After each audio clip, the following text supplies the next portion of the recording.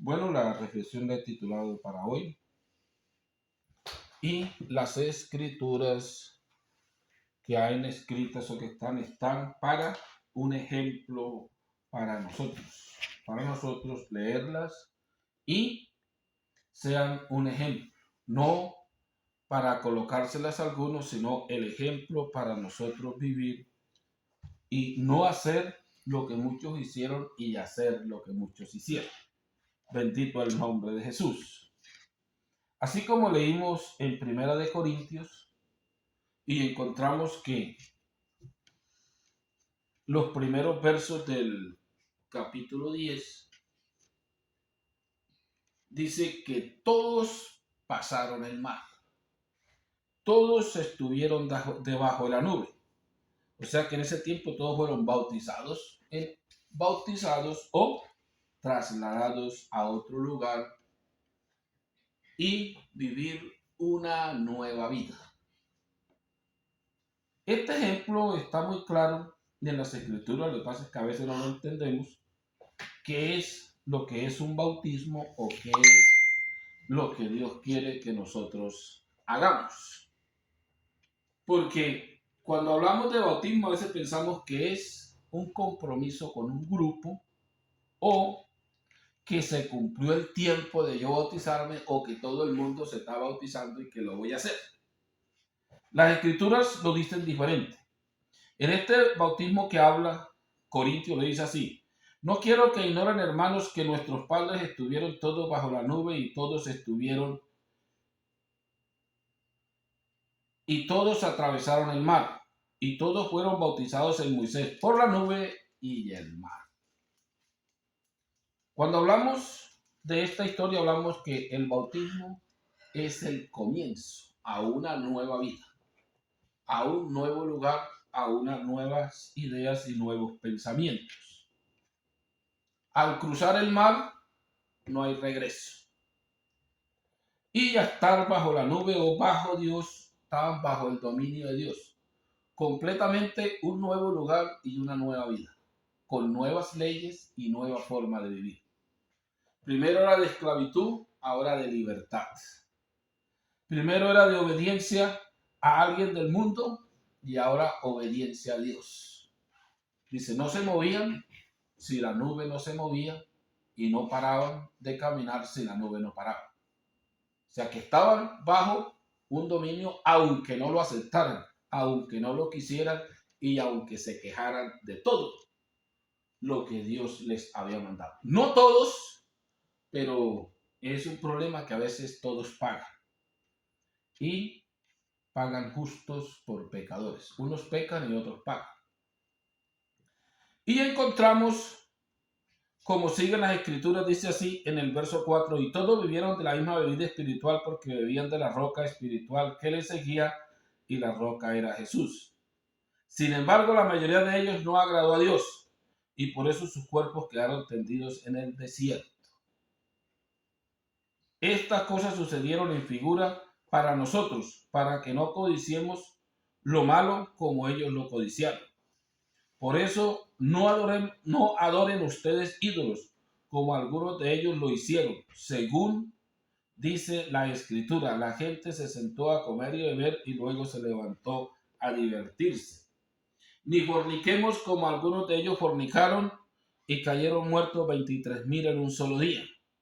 Ni tentemos a Yahshua como algunos de ellos le tentaron y perecieron víctimas de las serpientes. Ni murmuremos como algunos de ellos murmuraron y perecieron bajo el exterminador. Todo esto les aconteció en figura y fue escrito para aviso de los que hemos llegado a la plenitud de los tiempos. O sea que usted miran, ¿para quiénes es? Para los que hemos llegado a la plenitud de los tiempos, o sea, los últimos tiempos o en los tiempos de que se han cumplido las profecías.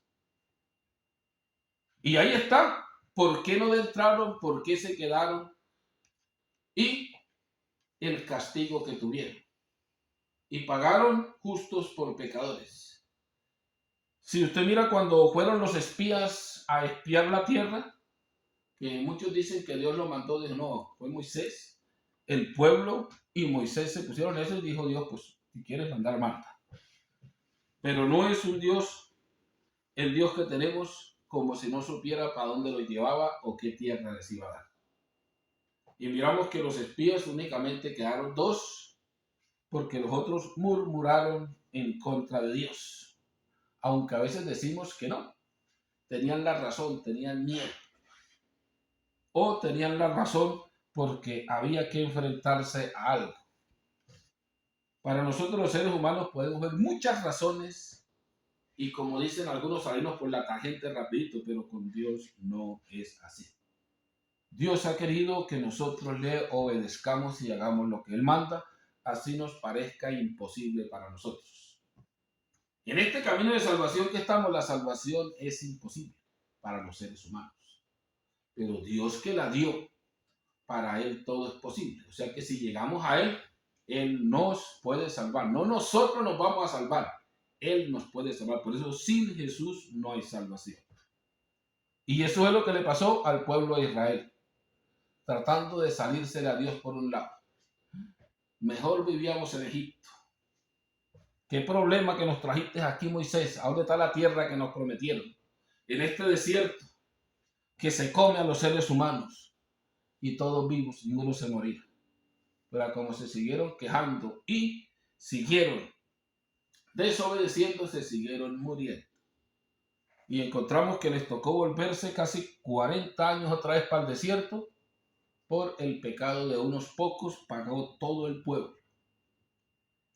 Y miramos que todos los mayores de 20 años, hasta que no murieron, Dios no los dejó salir del desierto.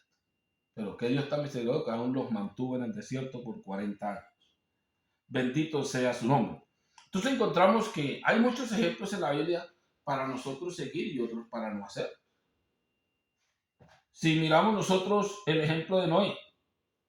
Dijo Noé, escuchó el mensaje de Dios y se colocó en obra y construyó un arca en el cual se salvó él y su familia. Miramos que eso que está antes. No, está después que ya había mucha gente salva. Porque el primero que encontramos nosotros en este caso es a Enoc. Dicen las escrituras que no fue traspuesto para no ver muerte y él fue traspuesto antes del diluvio. Y las escrituras dan testimonio de que le fue fiel a Dios. Porque haberse desaparecido, se han desaparecido muchos, se han ido, se han escondido, pero no se sabe para dónde arrancaron. ¿Por qué? Porque la vida de ellos da testimonio que no agradaron a Dios y que no pertenecían a Dios. Entonces, ¿quién se los llevó? Pero este Enoc da testimonio de que agradó a Dios. Noé era justo en todas sus generaciones, o sea que él no se mezcló con otra raza diferente que la raza que venía de Enoc. ¿De los que? De los que agradaban a Dios, de los que adoraban a Dios por un nombre. Entonces, es importante la mezcla con el mundo. ¿Con quién se estaba mezclando Noé? Con la misma raza humana, solamente que se estaba mezclando con los que no agradan a Dios, con los que desobedecen a Dios o con los que odian a Dios, o los que son enemigos de Dios. También podemos mirar a Abraham. Abraham se cuenta como el padre de la fe o el ejemplo a la obediencia, porque las escrituras están como un ejemplo para nosotros. Y si miramos el ejemplo de Abraham, muchos hablan que Abraham es el padre de la fe, pero hay muchos que no saben qué fe. Entonces mejor le digo que Abraham es el ejemplo a la obediencia. ¿A quién? A Dios. Él no obedeció a los hombres, no obedeció a los reyes, no obedeció a ninguna ley de la tierra, obedeció a Dios y hizo lo que Yeshua le mandó a hacer. Y encontramos que hasta su hijo le dijeron que fuera el obediencia de Dios y sin duda mañaneó a ofrecerle, aunque era Dios, probando o dando a conocer que sí había hombres en la tierra o que sí hay hombres en la tierra que agradan a Dios o que le obedecen a Dios. Porque no es que encontramos la prueba para Abraham, la prueba es para todos los que hemos alcanzado estos últimos tiempos de que sí hay hombres que le obedecen a Dios. Y que Dios está probando no la fe de Abraham, la fe de nosotros o la creencia que nosotros tenemos. Si verdaderamente nosotros tenemos a Dios en primer lugar o es el último. A veces muchos dicen, no, en primero Dios. A mí había entre comillas, hermano, me decía, hermano, primero Dios, pero usted sabe que la Biblia dice que hay que hacer una cosa sin dejar de hacer la otra. Y yo el domingo tengo que hacer mercado, tengo que sacar a la familia, el domingo me sacó de la... Dijo, hermano, es que usted la colocó al contrario. Así no es primero el mundo. No dejar de hacer una cosa, no dejar de adorar a Dios sin hacer las cosas que me corresponden para sobrevivir. Pero primero voy a adorar a Dios y después hago mercado. Primero adoro a Dios y después salgo con la familia. Primero adoro a Dios y después voy al trabajo. Pero la gente lo voltea. Y dice, no, primero Dios, pero es que lo tengo en último lugar. Y se lo puede probar a la gente que Dios está en el último lugar. ¿Cuándo se clama a Dios? Cuando las enfermedades no tienen cura. Y no está en el último. En el último, cuando no pudo el mundo, vamos a buscar a Dios. Cuando ya alguien no tiene solución, el hijo no tiene solución, ¿y qué dice la mamá? Se lo puse en las manos de Dios. ¿En la mano de Dios dónde está? En el último lugar. ¿Cuándo clamo yo a Dios? Cuando no encuentro trabajo. Ay, Dios mío, que yo pueda encontrar trabajo. ¿Y por qué clamo a Dios? Porque ya apliqué a todo y no encontré solución. Entonces, y en eso nos damos de cuenta en qué lugar está Dios. En el último. Pero si miramos el obediente Abraham, ¿en qué lugar tenía Dios? En el primero. O sea, por eso lo llaman el padre de la fe o el padre o el ejemplo de la obediencia para nosotros. Y tenemos también a su hijo Isaac, que en un caso miramos que representa como a un hijo amado o como a alguien que tiene todas las cosas. Fue heredero de su padre, tuvo todas las cosas, pero miramos que nunca dejó de obedecer al Dios de sus padres. Aunque tenía todas las cosas, o sea, era un rico, nunca dejó de obedecer al Dios de sus padres. ¿Por qué? Porque sus padres lo instruyeron en ese camino. Porque Abraham, al primero que acudía, era a Dios, no al ser humano. Porque hay muchos que dicen, todo le sacan, hijo. La ciencia la creó Dios, el médico lo creó Dios, todo lo creó Dios. Y si miramos hasta el diablo lo creó Dios, tengo que andar obedeciendo al diablo. Si voy a todo lo que creó Dios. Una cosa es todo lo que creó Dios, todo lo que ha hecho Dios, y otra cosa, ¿qué soy yo de Dios? ¿Y qué es Dios para mí? ¿En qué lugar tengo yo a Dios? ¿Y en qué lugar me tiene Él a mí? Si verdaderamente me tiene en lugares celestiales con Jesús, o si verdaderamente yo lo tengo en primer lugar a Él. Porque si yo no lo tengo en primer lugar a Él, Él no me tiene en lugares celestiales. Y si yo no estoy en lugares celestiales es porque a Él no lo tengo en primer lugar. Fácil. No es tan difícil entender esto.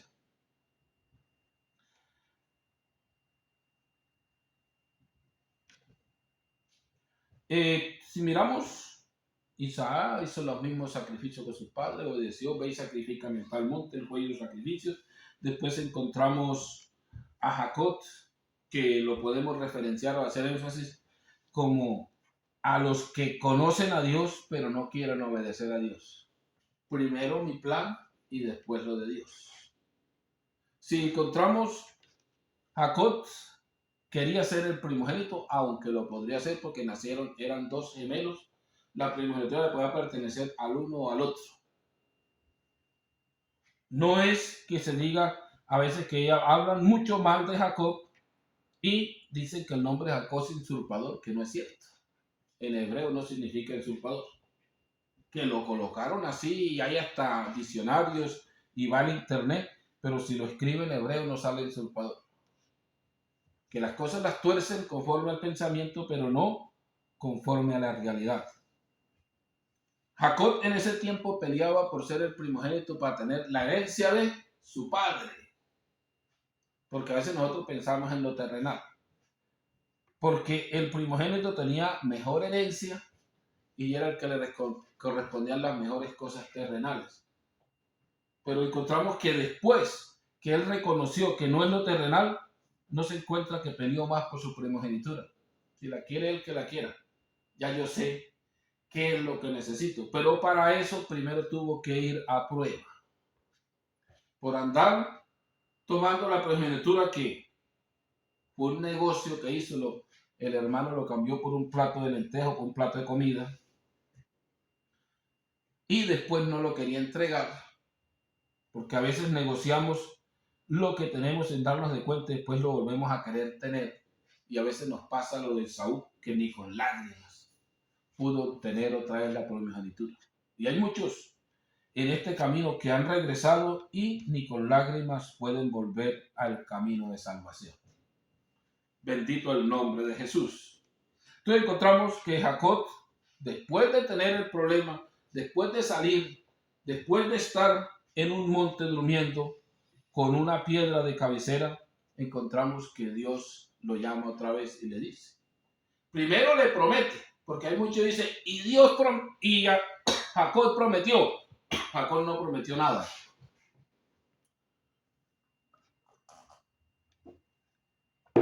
Jacob quería hacer la costumbre de su padre que él no la hacía. No llevaba nada y Dios le dijo, yo te llevaré a la casa de tu parentela, te sostendré y te fructificaré y te volveré a la casa de tus padres. Lo único que Abraham dijo, bueno, pues si esto, Jacob dice, si esto es así, pues está bien. Yo no tengo nada que darte, pero de todo eso que me prometiste o de lo que me vas a dar, el diezmo apartaré para ti. O sea, de lo que me estaba prometiendo algo que no tenía. Y a veces dicen los hermanos, es que yo no doy diezmo porque no puedo. O yo no doy a Dios porque no puedo. Si no tienes, y si Dios no te ha dado, pues no puedes dar nada. Y encontramos que a Jacob se le olvidó hasta esa promesa. Dios lo prosperó en la casa de su suegro, le dio ganado, le dio mujeres, le dio hijos. Y después que venía de camino no creía en lo que Dios le había prometido, se le dio olvidado. Así como muchos de nosotros que se nos olvida. Y andamos llenos de miedo, asustados, ¿qué haré yo? Y encontraba, bueno, si me encuentro con mi hermano, ¿qué hago yo? Mi hermano está bastante pudiente, tiene ejército, tiene mucha gente a su mando y viene al encuentro mío, ¿qué hago yo? Si lo peleo frente a frente, yo y él de pronto le gano. Pero como tenía de la fuerza del hermano, dividió todo en campamentos y se fue a pedirle a Dios que lo cuidara. Y en esto vino un ángel de Dios, o Dios en forma de ángel, a hablar con él. Y le dice, pues en la pelea no dice qué tanto le dijo, pero supongo yo que le dijo, ¿y qué tanto peleas tú con tus fuerzas? Si esto fue lo que te prometió Dios que te llevaba allá, ¿por qué no confías en Dios? ¿Por qué has perdido la confianza en Dios? ¿Por qué has perdido tu esperanza en Dios y estás diciendo que es tus fuerzas? Pero él luchó y dijo que él podía, era fuerte. Y si ustedes miran, según las escrituras, Jacob era un hombre fuerte. Porque una piedra de un pozo que movían entre cuatro, el hombre la movió solo. O sea que sí tenía fuerza. Y para Dios demostrarle que él no tenía fuerzas, le tocó herirlo en una pierna. Y ya así como se dice chueco, como que ya no puede pelear con su hermano, no puede hacer nada, entonces ¿qué tiene que hacer? Ahí es donde dice la escritura que lo bendiga Dios. Y ahí es donde empieza la bendición, que le dan un nombre de príncipe. Y encontramos claramente en las escrituras que no fueron sus fuerzas, sino lo que Dios le había prometido. Su hermano llegó a ayudarlo, no venía a pelearlo, sino a ayudarlo, y volvió a la casa de su padre. O sea que es un ejemplo para nosotros cuando le prometemos a Dios, nos olvidamos a Dios y creemos que nosotros somos los que podemos. Cuando él ha dicho, cuando vayas a hablar, no te preocupes lo que vayas a hablar, que el Espíritu Santo o yo estaré ahí presente. Cuando el enemigo te ataque, pues no hay ningún problema porque yo estaré presente.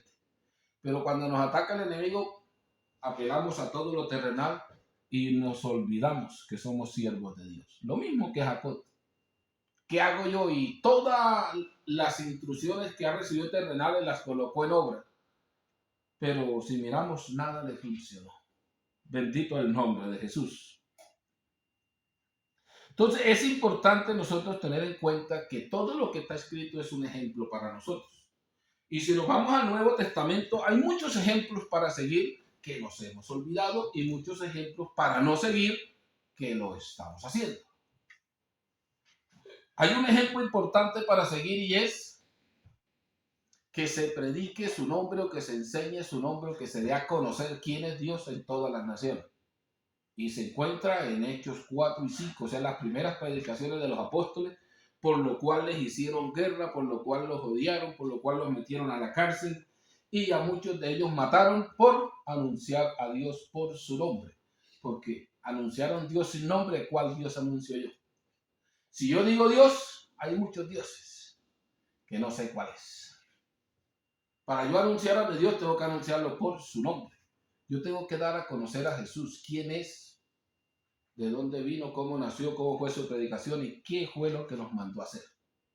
No lo que un grupo quiere que yo haga, que es lo normal ahorita en la tierra, sino lo que Dios quiere que yo haga si en verdad me quiero salvar.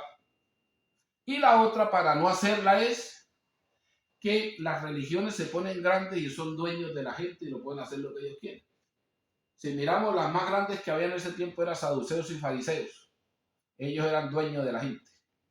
Si ustedes se van con ese hombre, los descomulgamos. Y tenían miedo que lo sacaran del concilio, que lo sacaran del grupo o de la iglesia, como dicen ahorita. Y ya hay muchos que por miedo a que lo saquen del grupo, no hacen lo que Dios manda.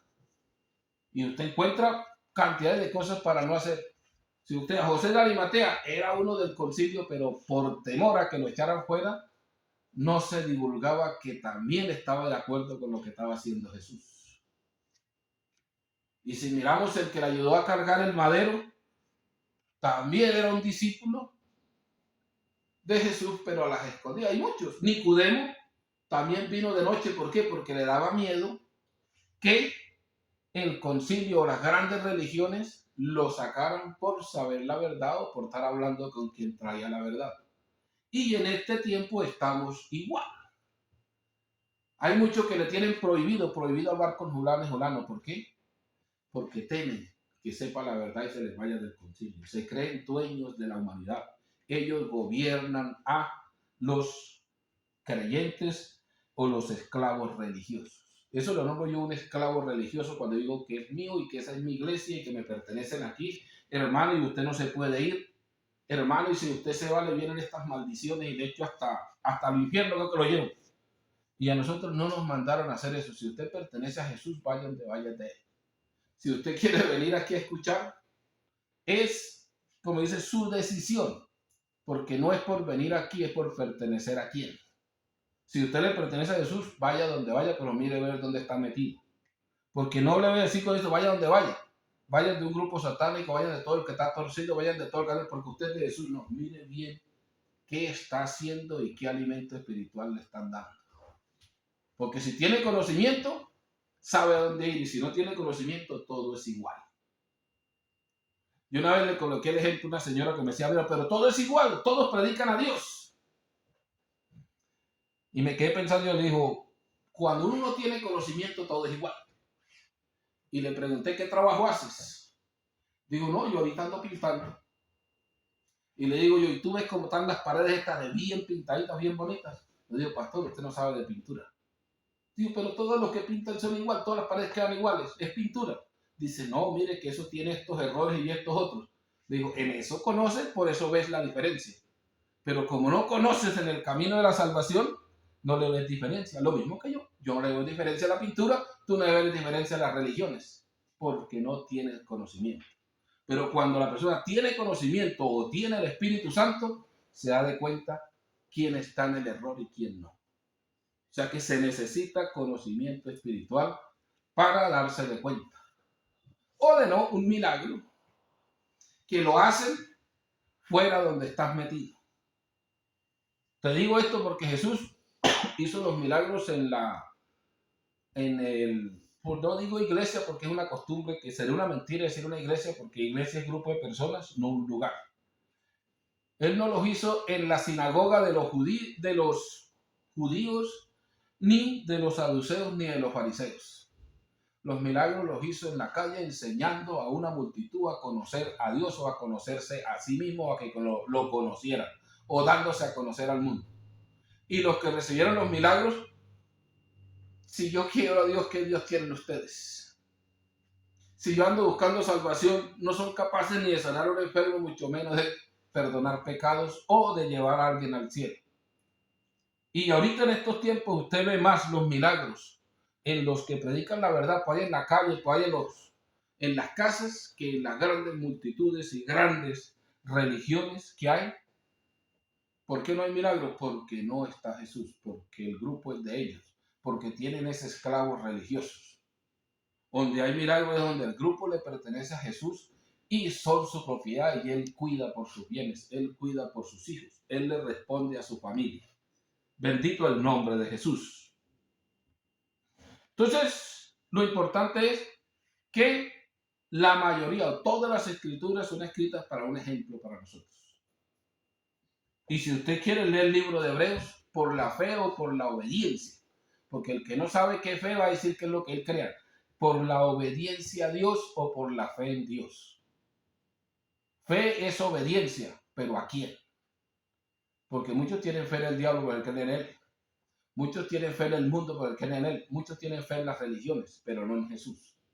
Entonces, cuando digo la obediencia a Jesús o la fe en Jesús, es la que nos lleva a nosotros a seguirle y amarle. Por eso Hebreos 11 tiene a los héroes de la fe o los héroes de la obediencia. Dice, ¿qué hizo Moisés? Dice, porque creyó en lo que Dios había mandado y obedeció a Dios, que desechó el palacio del rey y prefirió el vituperio con el pueblo. ¿Por qué? Porque sabía el galardón que tenía el pueblo de Israel y no los placeres y las alegrías del mundo. Difícil para nosotros hacerlo. Se ve fácil leerlo. Y Moisés no le importó, no le interesó el palacio, ni vivir en el palacio del rey, ni que tenía opciones de ser rey, por sufrir los vituperios con el pueblo de Israel. Digo, ¿por qué? Porque él sabía. Porque él ya como que estaba viendo al invisible. Estaba creyendo en sus promesas. Él creía en lo que le habían sembrado sus padres, de que Israel es el pueblo de Dios y que tenía promesas de que un día iba a heredar la tierra prometida y tenía límites. Y que Dios un día los iba a sacar de la esclavitud. Porque eso está escrito, que únicamente 400 años de esclavitud y de ahí venía la libertad. Bendito el nombre glorioso de Jesús. Así que vamos a seguir adelante en este camino que llevamos. No desmayemos, sigamos triunfantes en este camino hasta alcanzar la salvación. En esta página que tengo no es que diga personalmente bien, pues yo no coloco casi nada personal ni familiar, solamente es para darles a conocer a Jesús, para darles a conocer el plan de salvación, para instruirlos, pero quisiera que también preguntaran, como está libre para allá, está libre para acá, para que escriba sus preguntas, sus ideas y seguir adelante. A veces dirán algunos, pero es que al pastor Chinchilla no le interesa a la gente, dijo. ¿Cómo le voy a dar gracias por escucharme si usted no está para darle gracias a mí ni yo a usted? Porque mi servicio es darles a conocer a Dios y su idea el que tenga sed pues, de escuchar. Y gracias a Dios que nos permite comunicarnos por este medio. Porque si me cojo la gloria para mí, me pasa lo de Moisés. No dentro yo ni dentro los que me escuchan. Bendito sea su nombre. Así que le vamos a dar gracias a nuestro Señor Jesús, porque Él es bueno y su misericordia es para siempre.